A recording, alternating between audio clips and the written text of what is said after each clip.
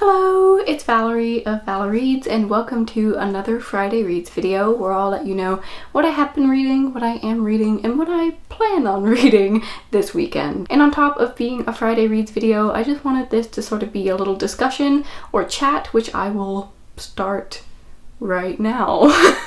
So last week I took a trip to Boston and Salem, and I thought it would be perfect to read a book set in New England and written by someone who was born in New England, Nathaniel Hawthorne. This is The Scarlet Letter, and I thought it was the perfect time and place to read this since I was in Boston and Salem. And although I didn't necessarily enjoy this book, I thought that the reading experience was really heightened by when and where I read it. I felt really deeply connected to the themes and the setting and the Puritan characters, and I'm just really happy with my decision to read it. And although I didn't love it, I will always have fond connections and memories of this book, and I would like to continue reading thematically or reading with a lot of purpose in the future, whether that be on future travels or just maybe during the time of year or a certain season or a certain feeling that I'm having in my life. So that's my question to you. Do you read thematically when you travel? Do you like to read books that are set in that place or written by people who are from that place? I would love to know. Please leave your comment down below, and I'd love to know specifics. So maybe tell me about a certain trip that you went on and which book you brought with you. I would love to know. I just love this sort of stuff. I love reading in different ways, not just reading by mood or what's on your shelves. I love when people are very particular about what they pick up and they have reasons for it. So please let me know if you read thematically like I do sometimes. And this topic plays into the book that I'm currently reading, which is Persuasion by Jane Austen. I'm actually buddy reading this with Emily from Books Unstitched. She is a lovely young lady, and I will leave her link down below to her channel so you can check her out.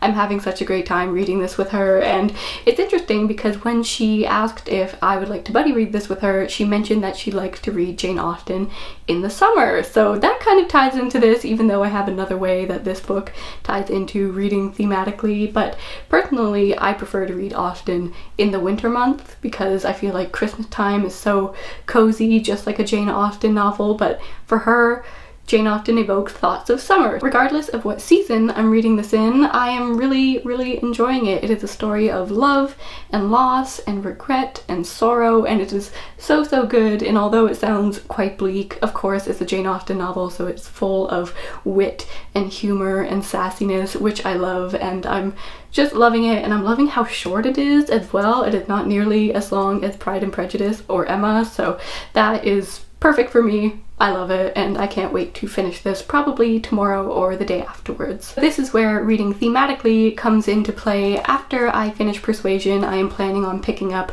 The Marriage Plot by Jeffrey Eugenides, which revolves around a young woman who is studying English Lit. So she studies Jane Austen and George Eliot and studies books that revolve around a marriage plot. And I'm only picking this up because I need to read it. I've heard so many bad reviews of this book. It is reviled, and I am just so scared to read it. But I feel like I owe it to Jeffrey Eugenides to give his entire bibliography a fair chance, regardless of what I've heard about this book. I absolutely adore his books, The Virgin Suicides and Middlesex. I'm really going into it with low expectations, so the least it can do is just kind of meet my expectations. Maybe it'll be a bit better than I think it's gonna be, or it could very possibly be worse than I'm expecting, but I think it's time to just bite the bullet and go for it. And since I am reading it right after a Jane Austen novel, I think it'll help me connect to the story more.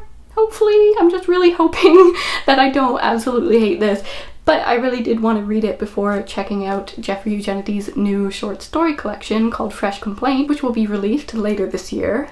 So what better time to read The Marriage Plot than right now? So that's all I'm reading right now, so please let me know what you're reading this weekend, and also please, once again, let me know if you read in this sort of strange thematical way. I even know someone who would read a fiction novel but then read a non-fiction that kind of corresponded with the themes and topics happening in the fiction novel, which I thought was really cool. And yeah, I just think it's an interesting way of looking at reading. I think it can really heighten the reading experience and give you good, fond, or interesting memories of that reading experience. So let me know if that's how you partake in reading, or if you really couldn't care I don't know. Let me know regardless, and I will see you in the next video. Okay, thank you for watching. Bye!